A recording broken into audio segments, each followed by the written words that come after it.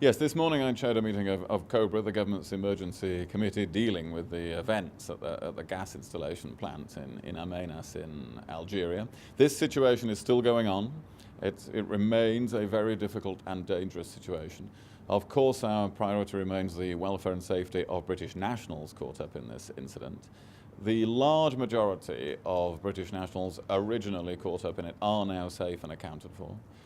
As you'll recall, on Thursday there were about 30 British nationals at risk. The Prime Minister explained yesterday that that number had been significantly reduced. As of now, there are fewer than 10 British nationals at risk or unaccounted for. But that, of course, means that we must continue to prepare ourselves for bad news.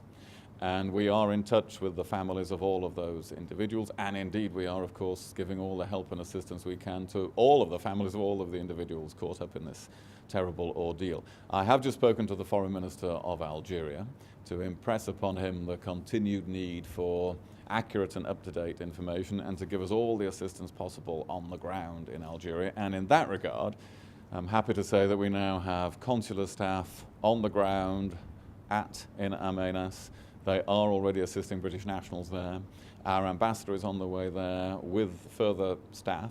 And of course we have a team at Hassi Messaoud, the normal point for entering and exiting this area. The Prime Minister will speak to the Prime Minister of Algeria later this afternoon. I will chair a further meeting of COBRA later this afternoon.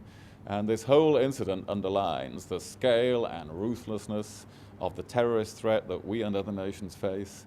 We underline our resolve to deal with that and to defeat such terrorism and murder, working with allies across the world and including in North Africa. Have you made further offers of assistance to the Algerians? Because the Prime Minister was talking about those offers in the Commons, and up till that point they had been turned down. Well, we have made offers of assistance. The Prime Minister in the past few days has made those offers of assistance. The Algerians have dealt with this situation themselves. They are continuing to deal with it themselves.